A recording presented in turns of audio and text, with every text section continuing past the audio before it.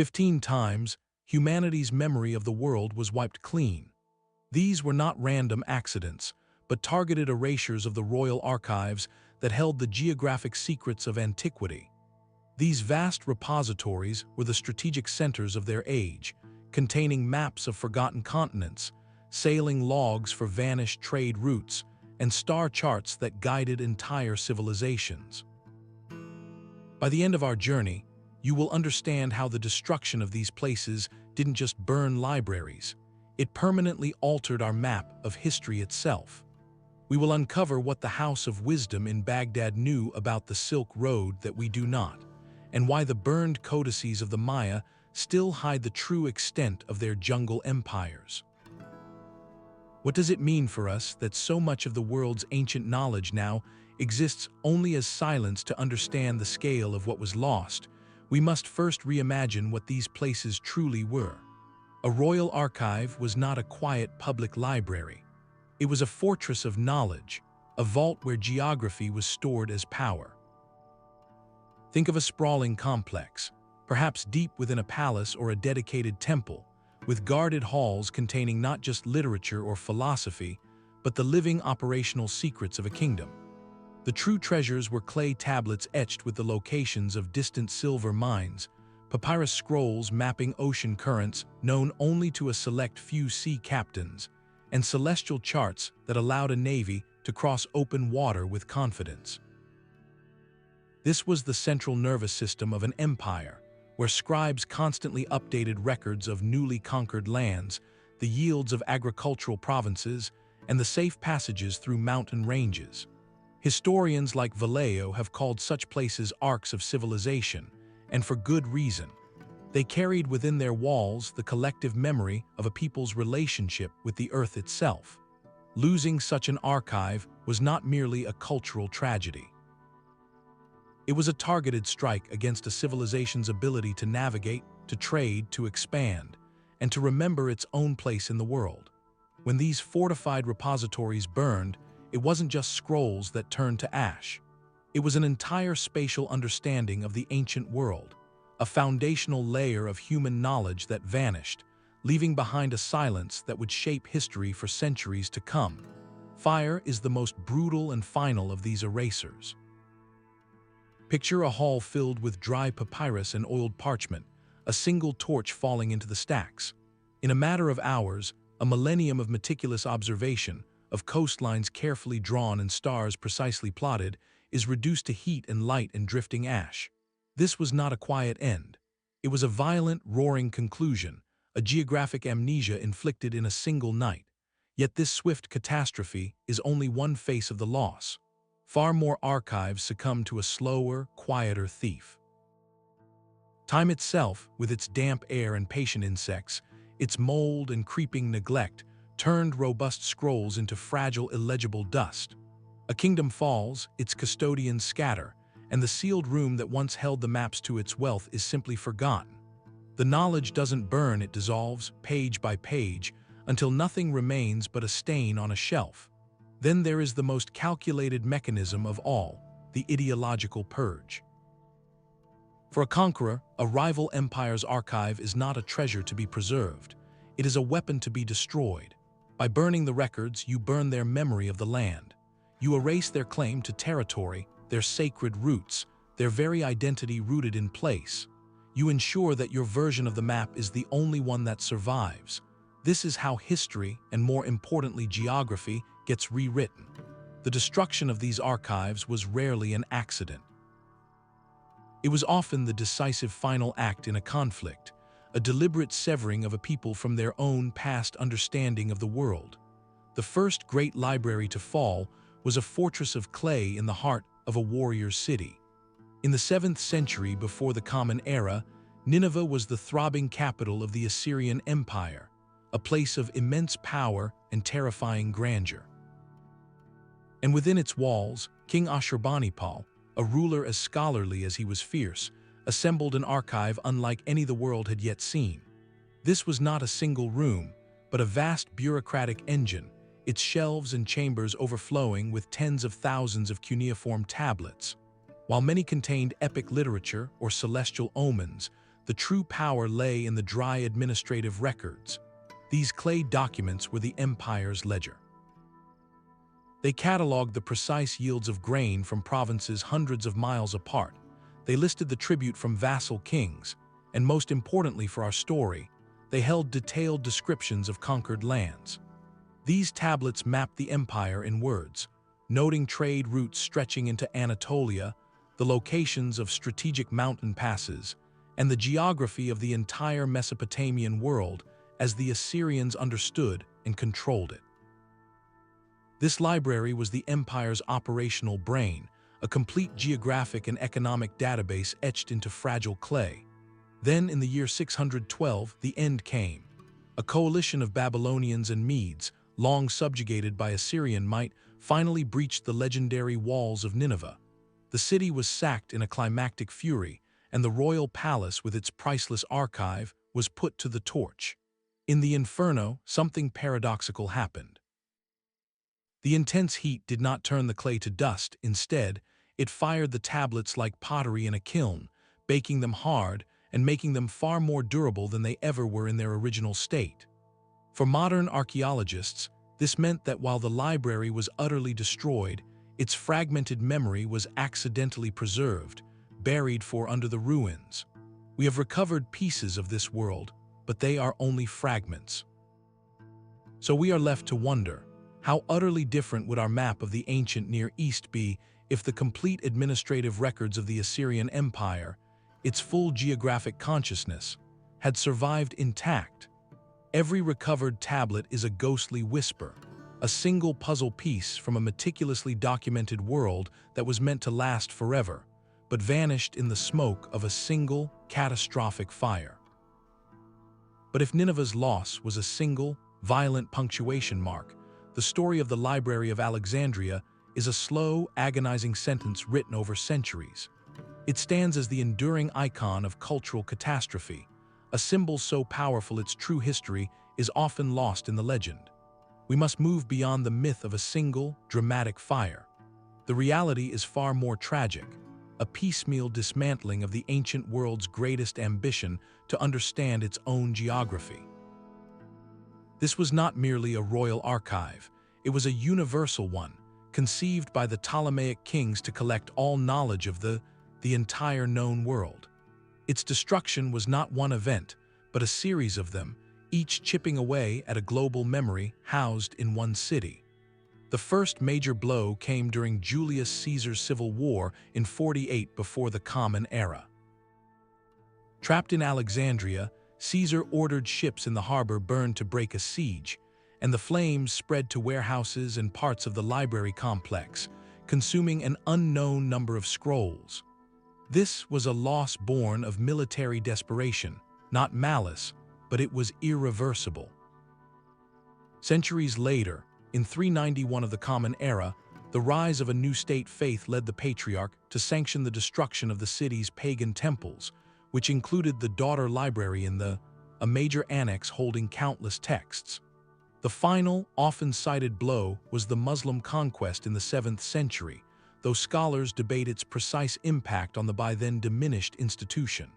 The point is this: the library did not die in a day. It suffered a long, debilitating illness, its collections scattered, sold as fuel, or simply left to rot. And with each loss, specific geographic secrets vanished forever. We lost the original works of Eratosthenes, the scholar who, with stunning accuracy, calculated the Earth's circumference using shadows and simple geometry. We lost the detailed manuscripts, sailors' logs that mapped the coasts of the Indian Ocean and the trade winds to India. We lost the accounts of the Greek explorer who may have reached the Arctic Circle and described the midnight sun. This library aimed to be a complete atlas of antiquity, a single roof under which the entire world, as they knew it, was catalogued. Its centuries-long erosion meant that when European explorers finally set sail over 1,000 years later, they did so with fragmented, second-hand maps, unaware of the precise calculations and coastal charts that had already been made, then lost. The tragedy of Alexandria is a question of what might have been. How much sooner might the world have been connected if that universal archive had survived intact across the world? Another archive of similar ambition met a fate just as devastating, but its story is told in silk and bamboo, not papyrus. In the capital of N, the mighty Han dynasty perfected the art of imperial geography. Their archives, known poetically as the Orchid Terrace, were not just storehouses, but the very instruments of state power. Within them resided a term that sounds simple, but encompassed the empire's entire spatial consciousness. These were not mere maps for travelers. They were precise territorial registers, legal documents that defined borders, tax districts, and military commanderies. They held hydrographic charts detailing the volatile bends of the Yellow River, essential for managing floods that could topple dynasties. Most crucially, they contained the evolving logs of the Silk Road, the meticulously recorded paths through the desert, the locations of oasis towns, and the agreements with nomadic confederations along the frontier. This was a living, breathing atlas of administration, constantly updated as the empire expanded and contracted. The loss of this archive was not a single fire, but a slow unraveling during periods of profound transition. The first major rupture came with the short-lived dynasty in the 1st century, a period of usurpation and reform that disrupted the careful bureaucratic custodianship of these records. But the final, scattered loss occurred centuries later, during the chaotic wars that brought down the Han. As warlords sacked the magnificent capital of N, the Orchid Terrace was not a primary target, but it was utterly vulnerable. In the looting and the flames of a collapsing order, the delicate silk scrolls and bundled bamboo slips holding these geographic secrets were burned for warmth, scattered as worthless plunder, or simply left to dissolve in abandoned halls. The consequence was a profound amnesia. When the next great dynasty, the Tang, rose to power centuries later, they faced a startling reality. They had inherited an empire, but not its full operating manual. The precise surveys of the western regions, the detailed logs of Silk Road diplomacy, the accumulated hydrological knowledge of centuries were gone. They were forced to start almost from scratch, sending envoys and surveyors back into territories the Han had once meticulously documented, essentially rediscovering their own frontier. This break in the record is more than a historical footnote. It represents a severed link in the chain of Eurasian knowledge. We are left to wonder what those original Han could tell us about the early pulse of cross-continental trade, the true stability of those desert routes, and how the world's most sophisticated bureaucracy understood and managed a vast, diverse landscape. Their loss created a permanent fog over the first golden age of the Silk Road, a silence where there should have been a chorus of precise coordinates and administrative detail. Yet the ambition to centralize all knowledge was not unique to Alexandria. In Asia Minor, a rival city built its own fortress of learning, one whose very name would become synonymous with the material it perfected. The Royal Library of Pergamum was conceived as a direct competitor to its Egyptian counterpart, a statement of cultural and intellectual power. So intense was this rivalry that a famous, though possibly, story claims the Ptolemies in Alexandria, threatened by Pergamum's growth, embargoed the export of papyrus to stifle their competitor. The response from Pergamum scholars was a revolution in preservation. They refined the use of treated animal skins, creating a durable, flexible writing surface that we know today as parchment, a word derived from the city's own name. This innovation speaks to the library's immense value, a collection deemed worthy of inventing a new technology to sustain it. Within its halls, gathered under the patronage of the Attalid kings, were geographic treatises and maps detailing the Hellenistic world in the wake of Alexander the Great. These would have included not just official histories, but perhaps alternate accounts of his vast campaigns, detailed surveys of the Persian royal road, and descriptions of the strange, new lands open to the Greek world. This was a treasury of practical geography, a key to understanding the fractured empires Alexander left behind. Its fate, however, was decided not by fire but by politics. When the last king of Pergamum bequeathed his kingdom to Rome in the year 133 before the Common Era, the library's destiny became a piece of diplomatic currency. Decades later, the Roman general Mark, according to the historian Plutarch, made a grand, romantic gesture. He is said to have gifted the entire collection of the Pergamum library, hundreds of thousands of scrolls, to Cleopatra in Egypt for the enrichment of the Library of Alexandria. This act, whether legend or fact, embodies a profound irony. In seeking to create a single, supreme repository of knowledge by merging two great collections, the world only concentrated its cultural memory into one increasingly vulnerable place. The geographic secrets painstakingly gathered in Pergamum, the maps and logs that offered a distinct perspective on the ancient East, were shipped to Alexandria, their fate now inextricably tied to that library's long, tragic decline. The loss here is one of duplication and dispersal. When knowledge is gathered into one basket, no matter how magnificent, the risk of total amnesia grows. Pergamum's story is a quiet lesson in the fragility of centralized archives, a reminder that sometimes, survival depends on having more than one copy in more than one place. The rainforests have held archives of an entirely different kind, painted in vibrant colors on long strips of folded bark paper. For the Maya, the universe was a single living text. Their codices were not simple books, but sacred instruments that wove together time, the heavens, and the very land they walked upon.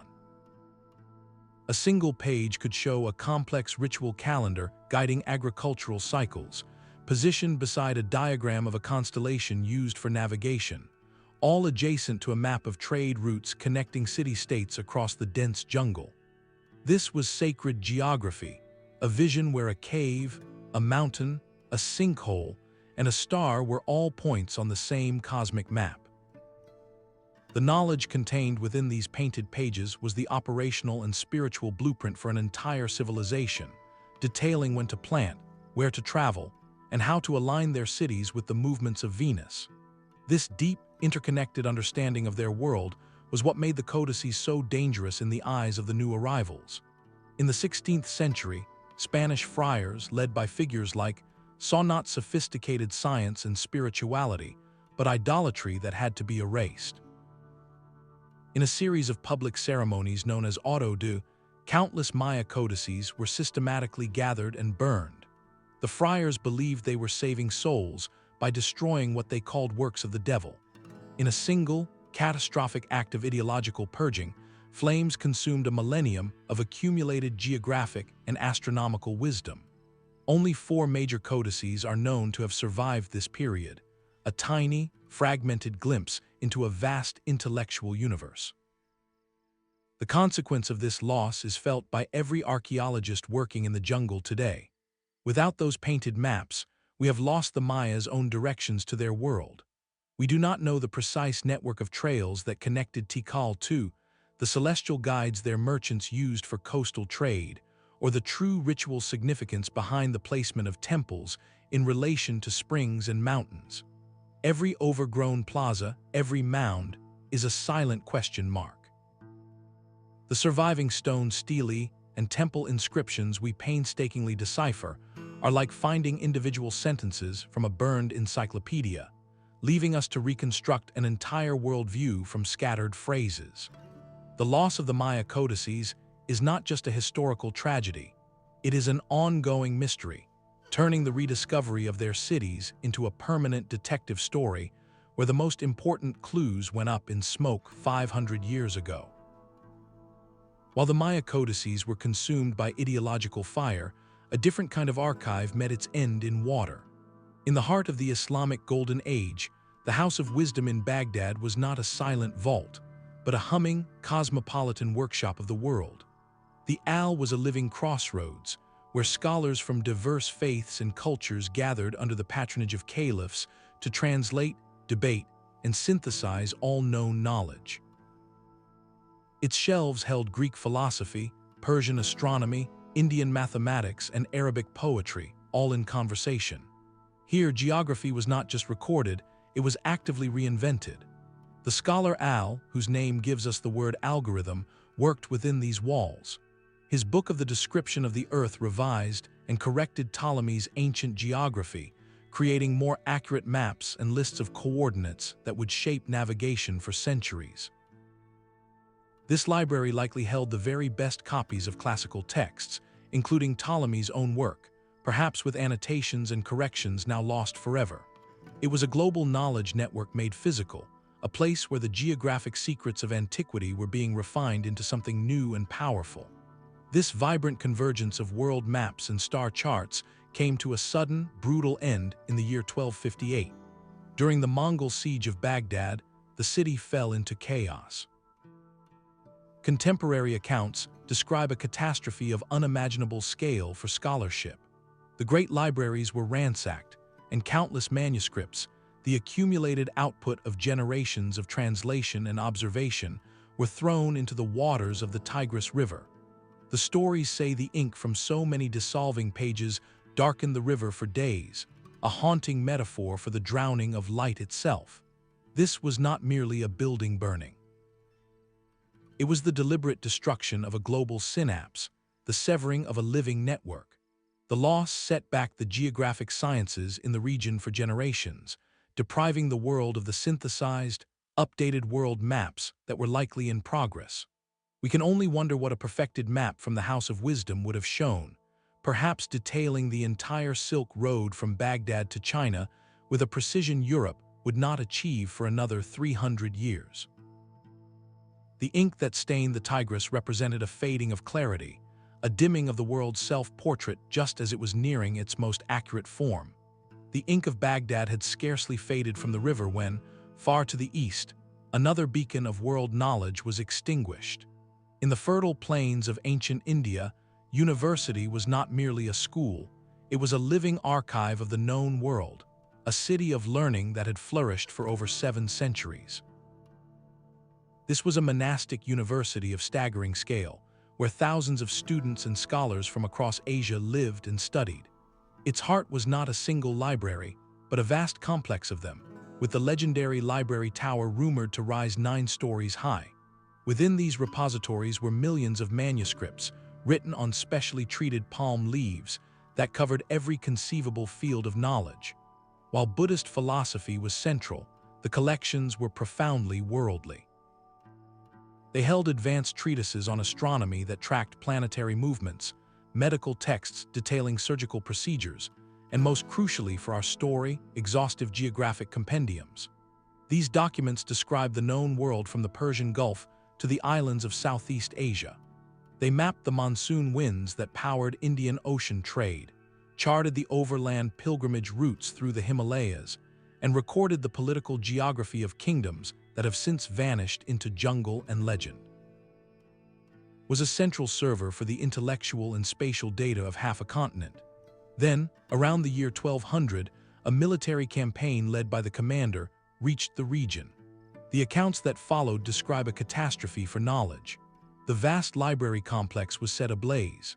The fire, fed by countless dry palm leaf manuscripts, is said to have burned not for hours or days, but for months, a slow, smoldering annihilation of an entire intellectual ecosystem. The custodians of this knowledge, the monks and scholars, were scattered or lost. The destruction created a rupture so profound it still echoes today. With those libraries went the precise sailing directions for ancient mariners, the detailed layouts of trading ports and the cultural maps that connected the spiritual centers of Asia. This was more than the loss of religious texts.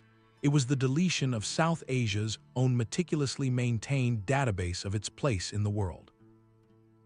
Historians are left with a haunting silence, forced to reconstruct networks of trade and pilgrimage from scattered inscriptions and foreign accounts, always aware that the master map, once housed in those 9-story towers, is gone forever. The sea itself was their archive, and their palace was its living index. On the island of Crete, the Minoan civilization built not with defensive walls, but with open, airy courtyards and vibrant frescoes celebrating the ocean. At its heart stood the sprawling, multi-level complex of Knossos, a labyrinthine palace that was the administrative center of a true, a maritime empire. Within its storerooms, clerks used a unique script we call Linear A to press marks into damp clay tablets. These were not epic poems, but dry economic records, lists of commodities like olive oil, wine, and exquisite pottery. Each entry was a geographic clue. An inventory of tin from Anatolia, cedar logs from Lebanon, or ivory from Egypt implied a vast and intimate knowledge of Mediterranean sea lanes. The palace archives were, in effect, the logistical manifests for an entire network, hinting at maps of currents, safe harbors, and seasonal sailing routes that connected this island kingdom to the wider ancient world. Then, around the year 1450 before the Common Era, this brilliant coastal society met a cascading end. A cataclysmic volcanic eruption on the island of Thera, over 100 kilometers away, sent tsunamis and layers of ash across the region. This natural catastrophe severely weakened the Minoans, leaving them vulnerable. Soon after, evidence suggests the palace centers were taken over, likely by Mycenaean Greeks from the mainland. Knossos itself was burned and abandoned. The administrative tablets, those fragile clay records of a maritime economy, were baked hard in the fires, preserving their physical form but not their meaning. This is where the mystery deepens into profound silence. Unlike its successor script, Linear B, which was deciphered in the 1950s, Linear A remains an enigma. We have the tablets. We can hold the very records that must have contained the Minoans' geographic intelligence, the sailing directions and trade partner lists that made their empire function. But we cannot read a single word. The knowledge is physically present, yet intellectually inaccessible, a locked vault whose combination was lost in the smoke of the palace's destruction. We see the vibrant frescoes of dolphins and ships, we marvel at the complex architecture, but we are left to guess at the precise scope of their world. How far did their ships routinely travel? What secret coves or navigational stars did their captains know? The Archive of Knossos is a unique paradox, a destroyed library whose remnants stare back at us, holding the secrets of the first great sea power in a language we may never understand. South along the Nile, the stone pyramids rise from the desert sands, silent witnesses to a kingdom that once rivaled Egypt itself. This was the capital of the Kingdom of Kush, a formidable African power whose story was etched in a script we can see but cannot fully hear. The Meroitic language, with its elegant cursive and hieroglyphic forms, was carved into stone stelae celebrating royal triumphs, and likely written on more perishable materials like leather scrolls or papyrus. Within these lost records lay the kingdom's true power, its geographic intelligence. Imagine the details those scrolls must have contained: the precise charts of the Nile's treacherous cataracts to the south, the locations of legendary gold mines in the eastern deserts, and the intricate network of caravan trails that funneled ivory, ebony, and exotic goods from the heart of Africa north to the Mediterranean world.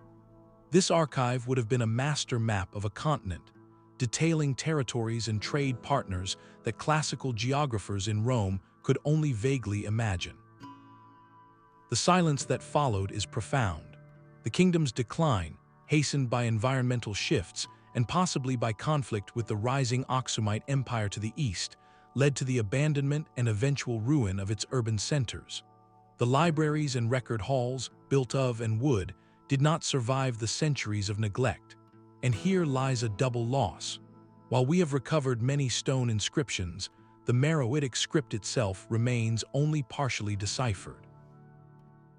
We can sound out the words, but we do not yet understand their full meaning. So we stand before these stelae, these public monuments, knowing they are just the stone spines of a much fuller story written on materials long turned to dust. The potential geographic records of Kush, the first-hand accounts of explorers who may have neared the Nile's sources, the economic logs of a trade empire that connected the Mediterranean to sub-Saharan Africa, are locked away in a language we are still learning to speak. This represents more than a lost library.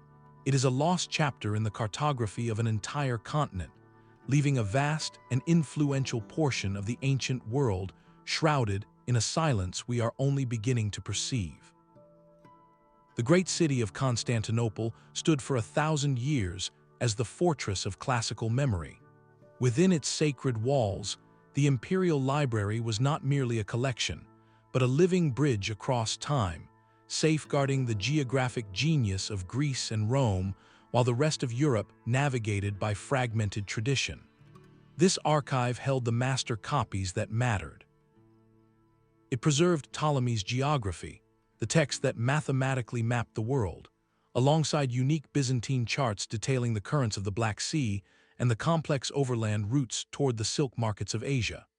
These were not static relics, but updated working documents, annotated by generations of scholars and sea captains who added their own hard-won knowledge of storms and safe harbors. This library was the direct, unbroken line back to Antiquity's understanding of the Earth. Its final chapter, however, is a story of mistaken identity. Most assume its end came with the Ottoman conquest in 1453, but that dramatic fall was, ironically, an act of preservation for many manuscripts. The true death blow came 2.5 centuries earlier, in a shocking betrayal from within the Christian world. In the year 1204, the armies of the Fourth Crusade, diverted from their holy mission, breached the walls of the Byzantine capital. What followed was not a disciplined conquest, but a 3-day storm of looting and fire. Latin knights and Venetian sailors, driven by greed and religious fervor, ransacked the city's greatest treasures. The Imperial Library, a symbol of both sacred and secular knowledge, was a prime target. Priceless codices were torn apart for their gold leaf illuminations, and entire shelves of parchment were fed to bonfires or scattered to the winds. In this earlier, more devastating rupture, unique geographic texts were lost forever. Byzantine updates to Ptolemy's maps, fresh observations of northern trade routes, and detailed itineraries for traveling to the Caucasus vanished into ash. The consequence was a profound disconnect. When Western scholars during the Renaissance later sought to reclaim classical geography, they had to do so through a fractured lens, relying on copies that had survived in the Arab world or in scattered monastic holdings, often incomplete or corrupted. The direct transmission line had been severed in 1204. We are left to wonder what those updated Byzantine maps contained, what new lands or corrected coastlines they might have shown, knowledge that Europe would spend centuries painfully relearning through trial and error at sea. High in the mountains between empires, monks carved libraries from the living rock. In the ancient region of, where the cultures of Greece, India, and Central Asia met and merged, knowledge found a home not in palaces, but in sacred caves. These monastic complexes, like those at, were more than spiritual retreats. They were bustling intellectual on the Silk Road, their scriptoria filled with manuscripts written on delicate birch bark and palm leaves. The texts they produced were unique fusions, blending Buddhist philosophy with Greek artistic motifs and scientific concepts from Persia. Among their most practical treasures were the pilgrimage guides, detailed itineraries that served as spiritual and geographic maps for monks traveling the high passes of the Himalayas and the sprawling trade routes connecting China to the Mediterranean. These manuscripts were a literal atlas of cultural exchange, charting not just physical distances, but the flow of ideas across continents. Their destruction was not a single event, but a slow erosion over 1,000 years. The region's position as a crossroads made it a perpetual, subject to waves of invasions that saw monastic libraries looted or burned.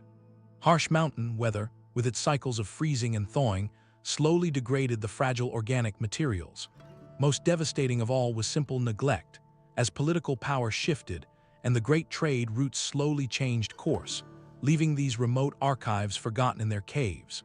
For centuries, it seemed this entire chapter of geographic wisdom was lost forever. Then, in the late 1990s, a remarkable discovery began to surface.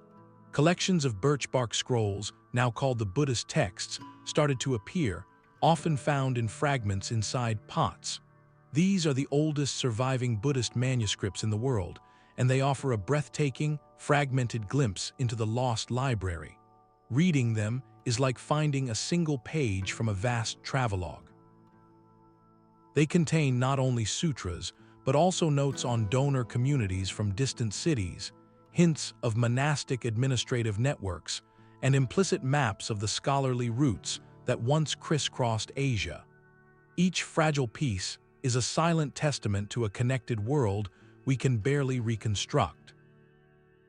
The loss of the full archives means we possess only scattered phrases from what was once a complete guidebook to the ancient world's greatest network of paths, a literal map of cultural exchange now surviving only in whispers on brittle bark. Rome's victory over Carthage was meant to be absolute, a final solution written in salt and ash. For centuries, the two powers had clashed for control of the Mediterranean, their wars shaping the ancient world. But when Rome emerged triumphant from the Third Punic War in the year 146 before the Common Era, the Senate demanded more than surrender. They ordered the complete and systematic erasure of their rival from the earth. The great city of Carthage was methodically dismantled, its buildings torn down, and the legend says its fields sown with salt so nothing would ever grow again. This was a policy of annihilation aimed not just at a people, but at their memory. Central to that memory were the state archives, the repositories that held the commercial and geographic genius of a maritime empire. Within those halls, likely on papyrus scrolls, rested the operational secrets of Carthage. Most famous among them would have been the sailing log of the navigator. Centuries before, had led a fleet down the West African coast, possibly reaching as far as Gabon. His official report, inscribed on a temple wall in Carthage, described volcanoes, guerrillas, and trading encounters with distant cultures. A copy of that log, along with its navigational notes, would have been in the archives. But that was just one journey. The archives held the complete picture, the constantly updated records of trade networks stretching to Sardinia, Sicily, and Spain. They contained maps of Atlantic coastlines unknown to Rome, charts of safe harbors, and ledgers detailing sources of tin, silver, and amber. This was the rival perspective, the Carthaginian understanding of the world, compiled over 600 years of seafaring. By ordering the city's total destruction, Rome ensured that perspective was silenced forever. The flames that consumed Carthage also consumed the only first-hand account of what lay beyond the Pillars of Hercules. They burned the maps that could have shown alternate routes and resources. In that single, deliberate act of cultural erasure, half of the Mediterranean's geographic memory was deleted.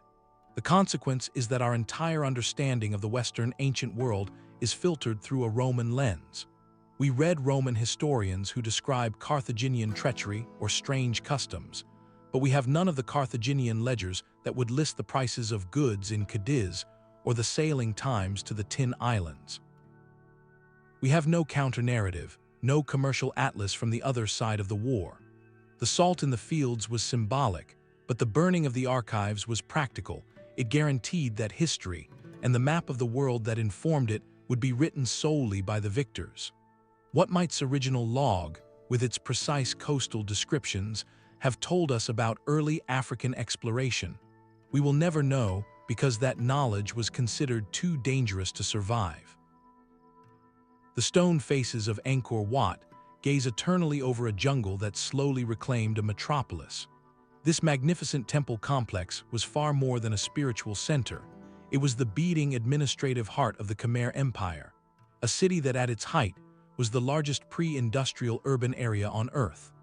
While its sandstone walls are inscribed with religious texts and royal proclamations, these public monuments are only the stone skeleton of a vast, living bureaucracy.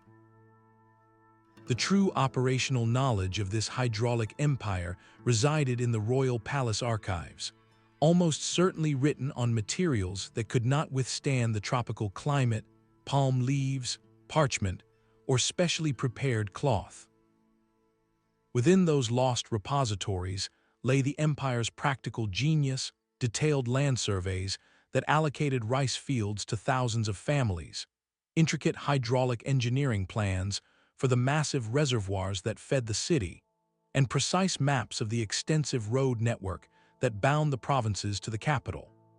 This was the master plan for a civilization that literally moved mountains of earth and redirected rivers to sustain over 1 million people. The loss of these archives is not the story of a single fire, but of a slow, consuming fade. As the empire's power gradually waned from the 14th century onward, faced with shifting trade routes, environmental pressures, and incursions from neighboring Siamese kingdoms, the meticulous custodianship of these records faltered. The palace complexes were abandoned, and the organic archives, left to the relentless humidity, insects, and mold of the monsoon forest, simply dissolved. They did not burn, they returned to the earth. The consequence is a profound gap in our understanding. Today, archaeologists use laser scanning from the air to peer through the jungle canopy, revealing the ghostly outlines of canals, roads, and dwellings. They are essentially reverse engineering a city whose original blueprints have vanished. We can see the grand stone highways leading to Angkor, but we do not have the traffic logs that would tell us what goods moved along them or from which precise provinces they came. We can measure the vast reservoirs, but we lack the irrigation schedules that dictated which fields received water, and when, the very documents that managed famine and feast for an entire population. The silence of the Khmer archives means the most sophisticated geographic management system of the medieval world, a masterpiece of landscape engineering, survives only in its physical scars on the land, not in the words of the engineers who designed it. We are left to marvel at the artifact, while the instruction manual is lost forever. The story of lost maps did not end with the ancient world. Centuries after the last Maya codex burned, a different kind of archive in the New World quietly succumbed to the same relentless forces of time and neglect. In the Mexican city of Puebla, that was founded in 1646, a magnificent library filled with thousands of volumes. While it was a colonial institution, its true treasure was a collection of far older documents it had gathered, manuscripts and maps that predated the Spanish arrival. Among its shelves were delicate, large painted cloths created by indigenous artists. These were not European-style charts with precise latitudes, but living narratives of territory.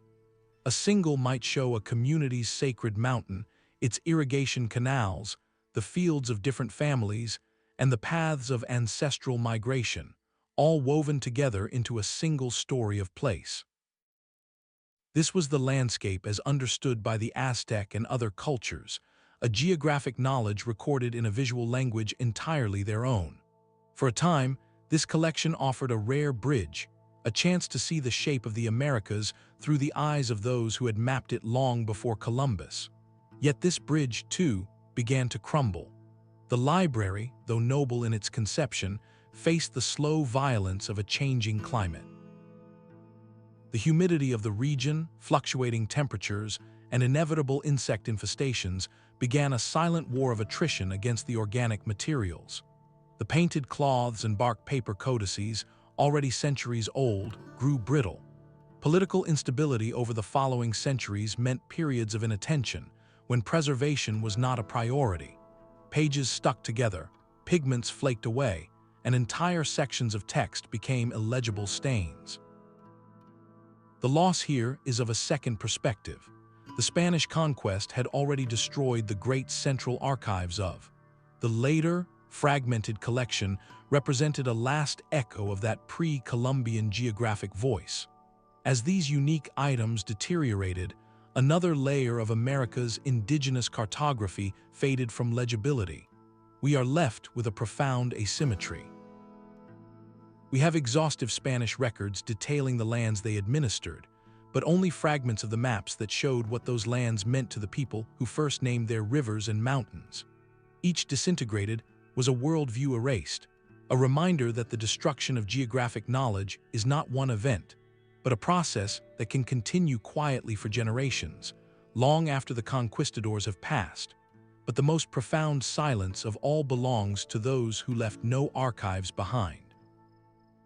Around the year 1200 before the Common Era, a wave of upheaval swept the Mediterranean. Palaces from Greece to Egypt burned, trade routes disintegrated, and entire civilizations entered a dark age. Ancient Egyptian inscriptions give a name to the mysterious force behind this collapse: the Sea Peoples. They were not a single nation, but a confederation of raiders and migrants from across the sea, their origins a puzzle that has fascinated historians for centuries. Their homelands, whether in the Aegean Islands, along the coast of Anatolia, or perhaps even farther west, would have been hubs of maritime knowledge. In those ports now lost to time, there must have been archives of a different kind. Not grand royal libraries, but practical, vital collections, captains' logs etched on wax tablets, harbor maps painted on leather, and star charts passed from navigator to apprentice. These records would have held the secrets of their success, the sea lanes they dominated, the coastal settlements they traded with or raided, and their own understanding of the Mediterranean world they helped to shatter. Yet when their cultures were either erased by the conflicts they sparked or assimilated into new societies rising from the ashes, those practical archives vanished without a trace. We have their name, given to them by their victims, and we have the destruction they left in their wake. But we have none of their own maps, none of their own stories. This represents the ultimate lost archive, one so completely destroyed we cannot even point to its ruins or name its city. It is a library we can only infer from the empty space it left in history. The mystery of the Sea Peoples is, in essence, a geographic mystery. We are left staring at a blank spot on the map where their homeland should be, surrounded by the archaeological scars of civilizations they toppled. Their lost archives symbolize the most haunting kind of historical silence, the complete erasure of a perspective, leaving us with a narrative of collapse written solely by those who survived it. What could their charts have told us about the interconnected world of the late Bronze Age, a world they knew intimately enough to bring down? We will likely never know, for their knowledge sank with their ships and burned with their ports, leaving a permanent gap in our understanding of the ancient sea. The final silence left by these 15 archives is a geography of absence. As the dust settled over Nineveh and the last embers cooled in Alexandria, something more profound than literature was lost. Each fire, each sack, each slow decay erased a specific layer of human understanding about the earth itself. These places were not simply libraries, they were the cumulative GPS of antiquity. Within their walls resided the living answers to questions we are still asking today. Where were the most reliable monsoon winds for crossing the Indian Ocean, as known to the captains whose logs were kept at? What forgotten mineral source in the deserts was detailed on a Meroitic scroll? How did the Maya precisely chart the jungle between their cities, using stars we no longer associate with their roots? This was practical, tested knowledge of the planet, compiled over centuries, and then suddenly gone. The consequence is that we navigate history with a permanently fragmented map. Our modern understanding of the ancient world is a breathtaking patchwork, stitched together from the scattered pieces that survived. We rely on the chance baking of Assyrian clay tablets in a destructive fire, or the single copy of a text that made its way to a remote monastery. We infer vast trade networks from a handful of coins found far from home, and we guess at the true scale of empires from the silent foundations of their cities. Every archaeological dig is an attempt to read the world without its original atlas, to reconstruct a journey from a few scattered road signs. The burning of the House of Wisdom didn't just lose a book, it lost the updated annotations in its margins, the corrections made by a scholar who had actually sailed the route being described. That is the true depth of the loss, the living data that turned maps from abstract drawings into tools for existence. So what does this mean for us, here in the present? This journey through vanished archives is ultimately a story about fragility. Knowledge, especially the kind that tells us who we are and where we have been, is not a permanent monument. It is a delicate, continuous thread that requires active guardianship. It lives on papyrus, on palm leaves, on magnetic drives, and in shared memory. Each of these mediums is vulnerable in its own way. The story of these 15 destructions is a powerful reminder to look at our own world, at the digital repositories and physical collections that hold our collective memory today, and to ask how we are preserving them for the readers and mapmakers of the future. What geographic secrets of our own age, what understanding of a changing climate or a shifting landscape must be safeguarded against new forms of silence? The past whispers a clear warning through the ashes of its lost libraries. Our task is to listen and to ensure the map does not fade again. What lost corner of the ancient world do you think held the greatest secret waiting to be rediscovered? Let the conversation continue below, and if you're drawn to these echoes of vanished worlds, join us as we keep exploring the deepest mysteries history has left behind.